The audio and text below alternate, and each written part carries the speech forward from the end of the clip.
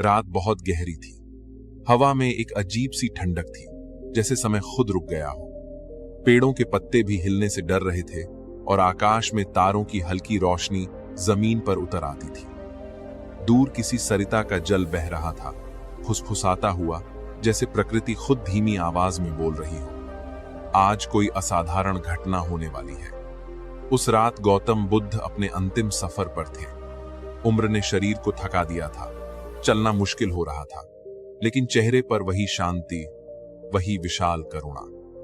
शरीर कमजोर था, पर आंखें अब भी उसी दया से भरी थीं, जिससे करोड़ों हृदयों की पीड़ा शांत हो जाती थी। आम आदमी का अंत भय लाता है, पर गौतम बुद्ध के पास कोई भय नहीं था। उनके पास बस एक अजीब सी शांति थी, जैसे उन्हें सब कुछ पता हो, जैसे मृत्यु भी एक मेहमान हो जिसे वे मुस्कुराकर स्वागत करते हैं। शिष्य उनके चारों ओर बैठे थे, सबकी आंखें नम थीं। सब जानते थे यह रात अंतिम हो सकती है। आनंद, वह शिष्य जिसने वर्षों तक बुद्ध की सेवा की थी, जो हर रात उनके पास बैठता था, उनकी हर छोटी बड़ी बात पर नजर रखता था। आनंद आज भी वहीं बैठा था, पर आज उसकी आंखें लाल थीं रोने से, होंठ कांप रहे थे डर से, दिल भारी था बिछड़ने के भय से। गौतम बुद्ध हल्की मुस्कान के साथ आनंद की ओर देखते हैं। पता नहीं क्यों उनकी मुस्कान में एक अलग सी चमक थी, जैसे वे पहले से जान रहे हों कि आनंद की आंखों में क्या चल रहा है। आनंद धीरे से बोलता है, भगवान, अब हम क्या करेंगे? आपके बिना कैसे चलेंगे? उसकी आवाज टूट रही थी। यह सवाल सिर्फ एक शिष्य का नहीं था, यह उन अनगिनत दिलों का सवाल था जो बुद्ध से जुड़ चुके थे। गौतम बुद्ध ने कुछ नहीं कहा, बस आनंद की आंखों में देखते रहे। वहां कोई डर नहीं था, कोई दुख नहीं था, केवल गहरी अनंत शांति। आनंद ने यह शांति देखी, पर समझ नहीं पाया। उसने फिर पूछा, यदि आप चले गए तो हम सही और गलत कैसे समझेंगे? शिष्य रो रहे थे, कुछ घुटनों पर गिरकर प्रार्थना कर रहे थे, हमारे साथ मत जाइए, अभी बहुत कुछ सीखना बाकी है। लेकिन गौतम बुद्ध चुप थे। उनकी चुप्पी में भी शिक्षा थी। कभी कभी शिक्षक शब्दों से नहीं, मौन से सिखाता है।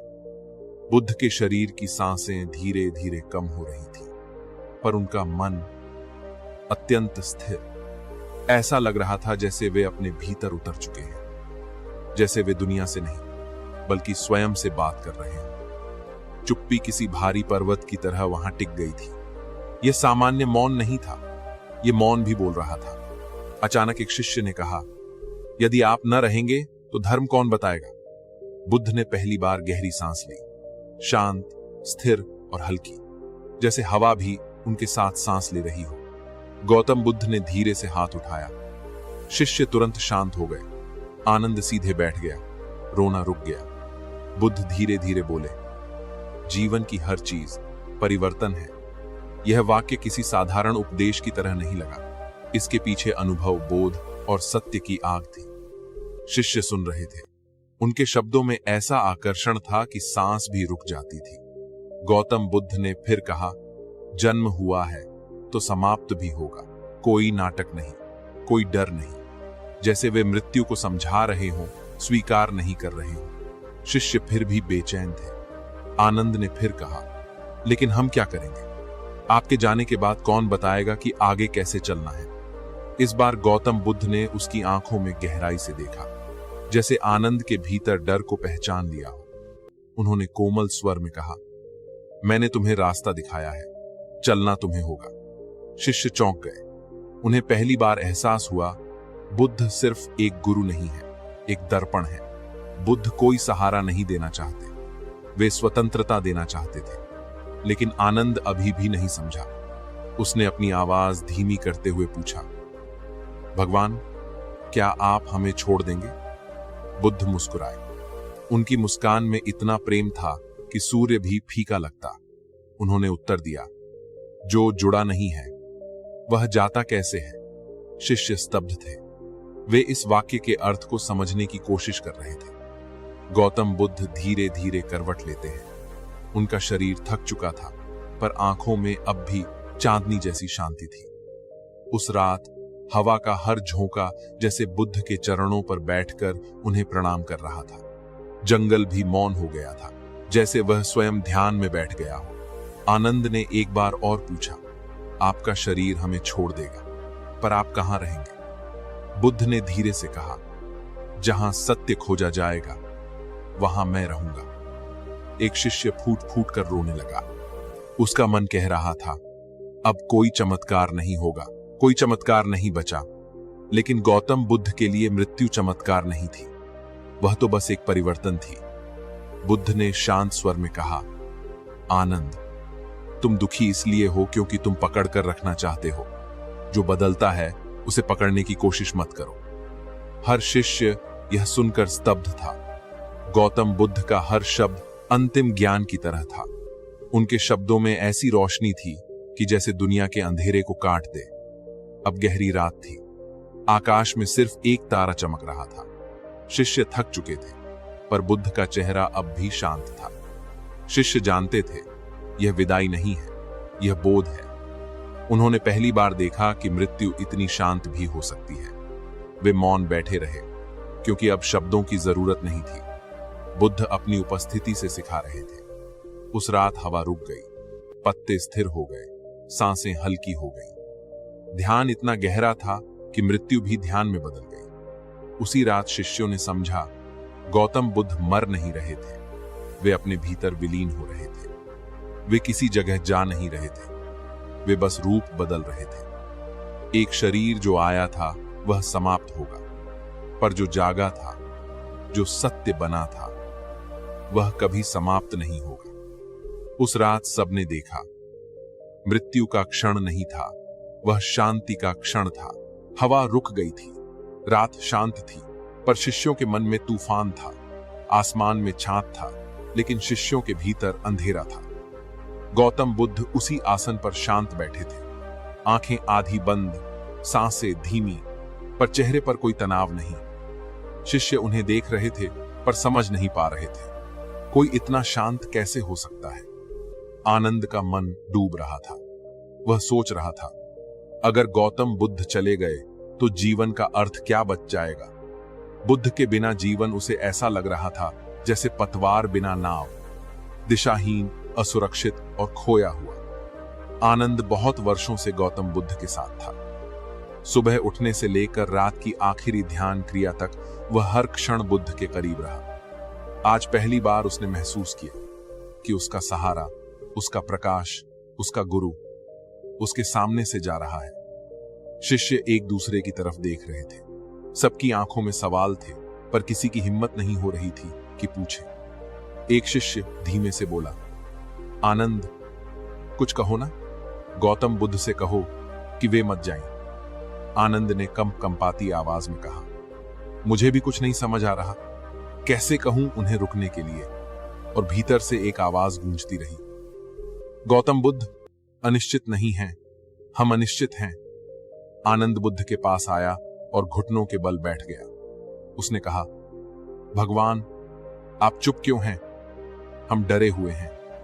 आपके मौन में हमें उत्तर नहीं मिलता। गौतम बुद्ध ने धीरे से आंखें खोली। उनकी नजर इतनी गहरी थी कि जैसे सीधे आत्मा को देख रही हो। बुद्ध बोले, नहीं, बस देखते रहे। पर वह मौन देखना भी एक उत्तर था। आनंद रो पड़ा। आप हमें छोड़ क्यों रहे हैं? बुद्ध ने हल्की मुस्कान दी, मैं किसी को नहीं छोड़ रहा। यह उत्तर इतना सरल था कि आनंद समझ ही ना पाया। रोते हुए उसने कहा, पर जब आपका शरीर नहीं रहेगा तो हम किसकी ओर देखेंगे? गौतम बुद्ध ने अपने हाथ से धरती को छुआ। उनकी उंगलियों ने मिट्टी को स्पर्श किया। धीरे से बोले, सत्य को देखना सीखो, शरीर केवल एक पात्र है। शिष्य यह सुनते रहे। उनका भय कम नहीं हुआ, पर उनके भीतर कुछ हल्का हुआ। एक और शिष्य था, वृजकु। वह युवा था जो बुद्ध का हर शब्द लिखता था। उसने कांपते हाथों से पूछा, परमपिता, जब आप मौन रहते हैं हम टूट जाते हैं। कृपया बोलिए, कुछ सिखाइए, हमें मार्ग चाहिए। गौतम बुद्ध ने उसकी ओर देखा और कहा, जो डर के कारण सीखता है वह कभी स्वतंत्र नहीं होता। यह सुनकर वृजकु का दिल कांप उठा। यह दुखद था, पर सत्य था। मौन फिर उतर आया, इस बार और गहरा, इतना गहरा कि जैसे उस मौन में पूरी दुनिया समा गई हो। शिष्यों के मन में प्रश्नों की आंधी थी, गौतम बुद्ध के भीतर स्थिरता का महासागर। आनंद ने फिर पूछा, आप चुप क्यों हैं? बुद्ध बोले, मौन वह कह देता है जो शब्द कभी नहीं कह पाते। इन शब्दों से वातावरण में हल्की सी गर्माहट फैली, जैसे दिल के भीतर कोई दरवाजा खुल गया हो। थोड़ी देर बाद बुद्ध ने धीमी आवाज में पूछा, तुम लोग इतने बेचैन क्यों हो? आनंद ने कहा, क्योंकि आप जा रहे हैं। गौतम बुद्ध ने कहा, मैं कहां जा रहा हूं? मृत्यु कोई दिशा नहीं है, मृत्यु केवल दरवाजा है। जिस ओर मैं जा रहा हूं तुम भी जाओगे। शिष्य चुप, डर में डूबे हुए। बुद्ध आगे बोले, संयम, सत्य, करुणा, ये तुम सब में होंगे। तब तुम मुझे बाहर क्यों ढूंढते हो? आनंद ने फूटते हुए कहा, क्योंकि आपने हमें यही सिखाया है कि आप ही प्रकाश हैं। गौतम बुद्ध ने सिर हिलाया, नहीं आनंद, मैंने तुम्हें कभी अपने सहारे नहीं रखा। मैंने तुम्हें आत्मनिर्भर बनाना चाहा। उनके ये शब्द जैसे प्रत्येक शिष्य की आत्मा में उतर गए। लेकिन डर अब भी वहां था। एक शिष्य ने रोते हुए कहा, हमारी आंखें जब अंधेरे में फंसती थीं, तो आपके शब्द हमें दिशा देते थे। अब यदि आप नहीं रहेंगे तो हम किस ओर देखें? गौतम बुद्ध ने उत्तर दिया, अपने भीतर। उन दो शब्दों में सच्चाई की गहराई थी। फिर बुद्ध चुप हो गए। एक लंबा शांत मौन। शिष्य बेचैन थे, पर बुद्ध का मौन शांत था। ऐसा मौन जो किताबों से नहीं मिलता, गुरु की उपस्थिति से मिलता है। बार बार एक भावना हर शिष्य के भीतर उठ रही थी, कुछ पूछो, कुछ सीख लो। ये क्षण वापस नहीं आएगा। पर दूसरे ही पल आवाज आती, क्या सीखें? जो जानने लायक था बुद्ध पहले ही सिखा चुके हैं। लेकिन मन तो मन है, उसकी बेचैनी कम नहीं होती। आनंद ने फिर पूछा, यदि आप मौन रहेंगे तो हमें ज्ञान कैसे मिलेगा? गौतम बुद्ध ने बेहद कोमल स्वर में कहा, ज्ञान तब आता है जब शब्द समाप्त हो जाते हैं। इन शब्दों ने आनंद के भीतर एक गहरी चोट छोड़ी। जैसे शुरुआत से आज तक उसने केवल शब्द सुने थे, और आज बुद्ध ने उसे मौन सौंप दिया। वातावरण में फिर मौन धीमे से उतर गया। उस मौन में शोर था, दिल की धड़कनों का, अधूरे प्रश्नों का। शिष्य किसी दीपक की तरह बुझ रहे थे। आनंद मन ही मन चीखा, गौतम बुद्ध, कृपया कुछ कहिए। पर बुद्ध चुप थे। उनका मौन आदेश था, उनका मौन शिक्षा था। इतने में बुद्ध ने अचानक एक वाक्य कहा, तुम सत्य को पकड़कर नहीं सीख सकते, तुम्हें सत्य में ढलना होगा। शिष्य स्तब्ध। उन्होंने बुद्ध को कभी इतना गूढ़ नहीं सुना था। आनंद ने धीमी आवाज में पूछा, क्या हम तैयार हैं?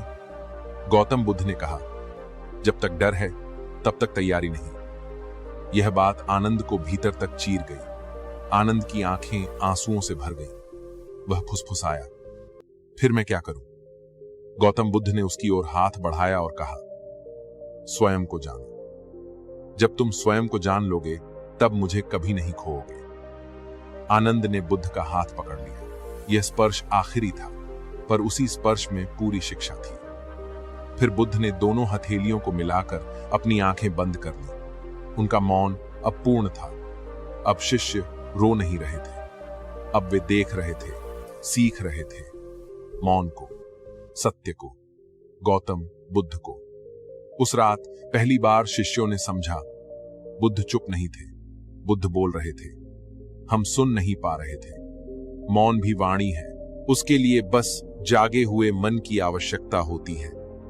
शिष्यों की बेचैनी धीरे धीरे समर्पण में बदल गई। गौतम बुद्ध का मौन उनका आखिरी संदेश था, जागो, स्वयं को पहचानो। उन्होंने शब्दों से नहीं, मौन से शिक्षा दी। रात अब और भी शांत हो चुकी थी। आकाश में तारे थे, लेकिन उनकी चमक भी उस शांति के सामने छोटी लग रही थी जो उस कुटिया के अंदर फैली हुई थी, जहां गौतम बुद्ध लेटे थे। शिष्य चारों तरफ बैठे थे। आनंद उनके सिरहाने, उनका हाथ थामे हुए। गौतम बुद्ध के शरीर की सांसें इतनी हल्की थीं कि ऐसा लगता था जैसे हवा भी उन्हें छूने में संकोच कर रही हो। उनकी आंखें बंद थीं, पर चेहरे पर गहरी चमक थी। आनंद धीरे से फुसफुसाया, भगवान, आप कुछ कहना चाहते थे ना? हम इंतजार कर रहे हैं। गौतम बुद्ध ने धीरे से आंखें खोली। उनकी आंखों में एक ऐसी रोशनी थी जो किसी जलते दीपक से नहीं बल्कि भीतर की जागृति से निकलती है। बुद्ध ने अपने शिष्यों की ओर देखा। एक एक चेहरे पर डर लिखा था। एक शिष्य ने कहा, प्रभु, आप बिना कुछ कहे मत जाइए, हमारे पास बहुत प्रश्न है। गौतम बुद्ध ने धीमी सांस ली और फिर बोलने का प्रयास किया। उनकी आवाज धीमी थी लेकिन भीतर बिजली की तरह ताकत थी। उन्होंने कहा, सत्य वह है जो शब्दों में नहीं जीवन में उतरता है। शिष्य हैरान, कोई समझ नहीं पा रहा था कि बुद्ध क्या कहना चाहते हैं। आनंद ने झुककर पूछा, क्या यह आपका अंतिम उपदेश है? गौतम बुद्ध ने तुरंत उत्तर नहीं दिया। उनकी आंखें धुंधली होने लगी थी, सांस धीमी हो रही थी। पर तभी उन्होंने अपनी आखिरी शक्ति इकट्ठी की और कहा, तुम सब सुनो। कुटिया में गहरी चुप्पी, कोई हिल नहीं रहा, कोई सांस तक नहीं ले रहा। गौतम बुद्ध ने कहा, अप दीपो भव। शिष्य चौंक गए। आनंद समझ नहीं पाया। उसने तुरंत पूछा, इसका अर्थ क्या है भगवान? बुद्ध ने धीरे से शब्द दोहराए, अपना दीपक स्वयं बनो, दूसरों के सहारे मत चलो। उनके ये शब्द जैसे रात को चीरते हुए हर दिल के भीतर रोशनी गिरा गए। गौतम बुद्ध फिर बोले, जो अपने भीतर प्रकाश नहीं खोजता वह हमेशा अंधेरे में रहेगा। आनंद की आंखें फिर भर आईं। उसने पूछा, हम दीपक कैसे बने? आपके बिना मार्ग कैसे ढूंढे? गौतम बुद्ध ने कहा, सत्य को अपना सहारा बनाओ, अपने भीतर की जागरूकता को जगाओ।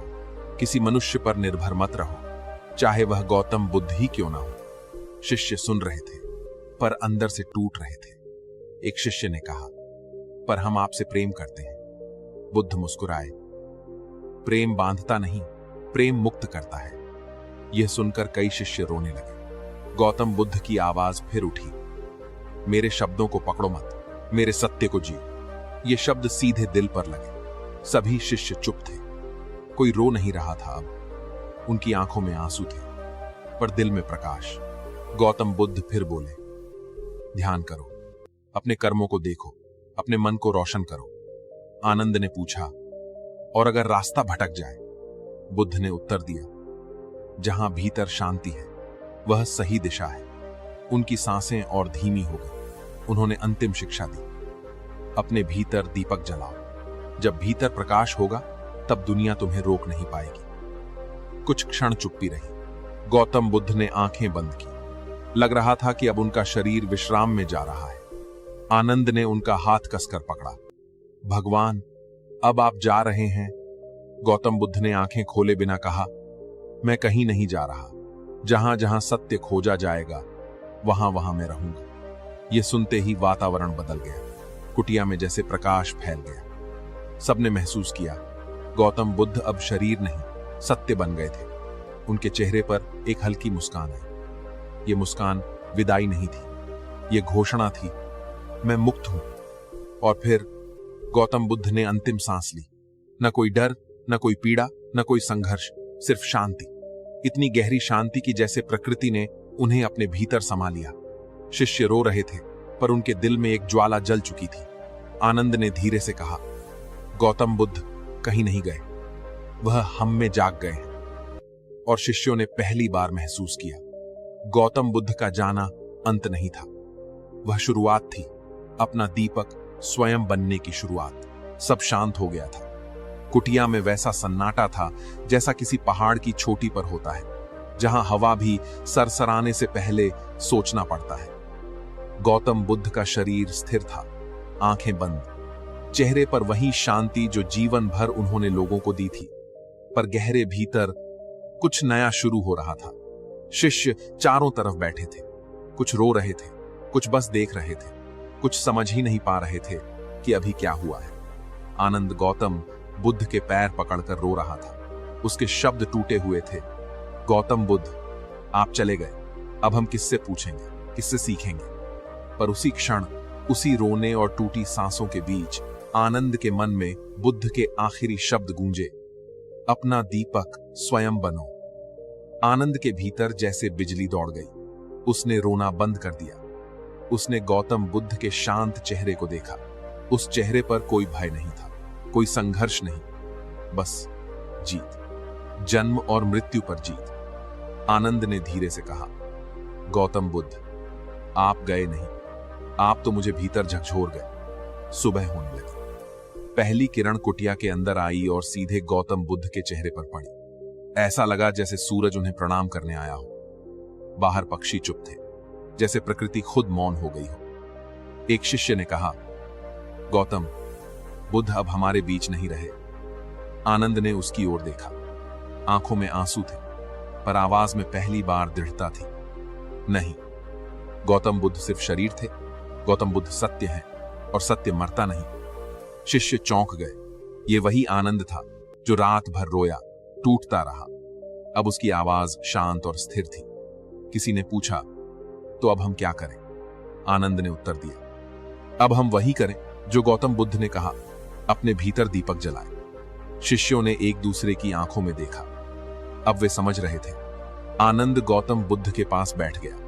उसने उनका हाथ आखिरी बार छुआ, धीरे से बोला, जीवन भर मैंने आपको बाहर खोजा, आपके हर कदम के पीछे चला, आपकी हर बात लिखी, हर शिक्षा सुनी, लेकिन आज समझा कि असली गौतम बुद्ध तो मेरे भीतर थे।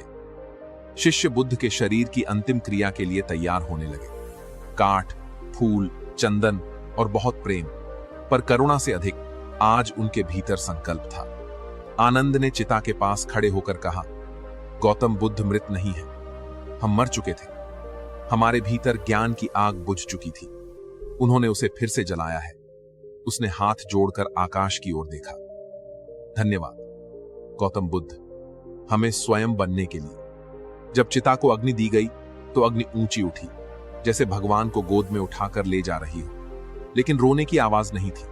बस मंत्र, बस मौन, बस प्रकाश, जैसे आग के हर कण से एक ही संदेश निकल रहा हो, अपना दीपक स्वयं बनो। दिन बीतते गए। बोधगया, सारनाथ, कुशीनगर, हर जगह खबर पहुंच गई। गौतम बुद्ध परिनिर्वाण को प्राप्त हो गए। लोग रोए, लोग टूटे, लोगों ने मूर्तियां बनाई, स्तूप रचे, मंदिर बनाए, पर आनंद कभी कुछ नहीं बोला। लोग पूछते, तुम क्यों चुप हो?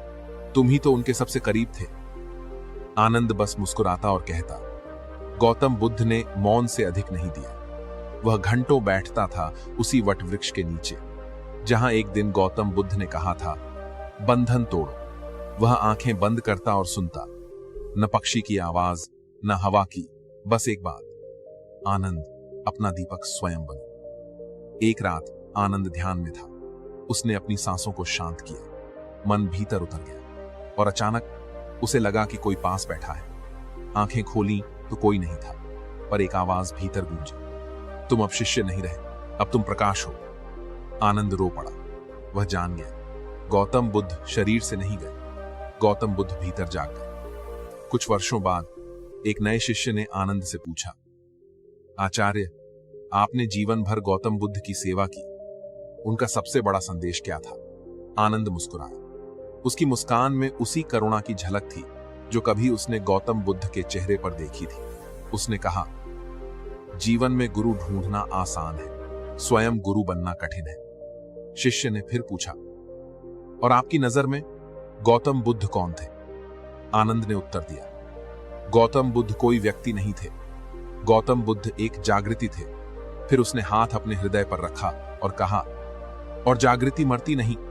समय बीतता गया।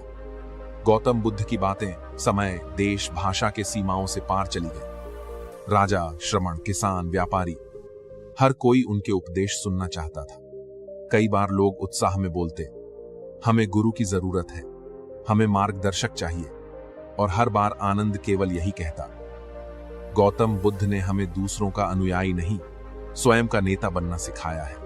एक बार एक युवक ने आनंद से पूछा, आचार्य, यदि गौतम बुद्ध आज होते तो हमें क्या देते?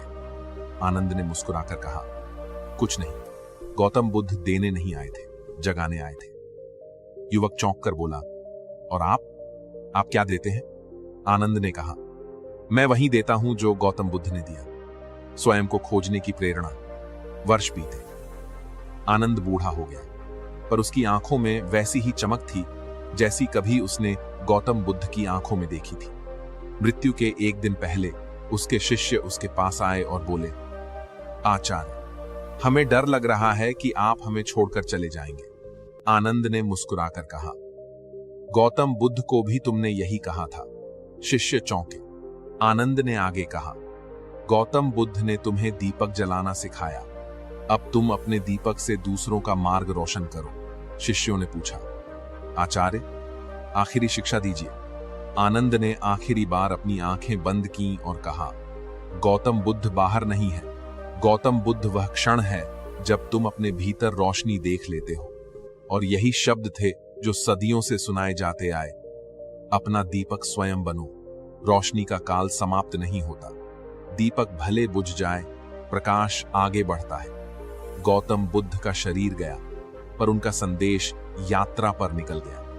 और जब भी कोई व्यक्ति अंधेरे में रोशनी खोजता है, कुछ अलग करता है, अपने भीतर झांकता है, तो दुनिया के किसी कोने से हल्की सी आवाज आती है, अप दीपो भव।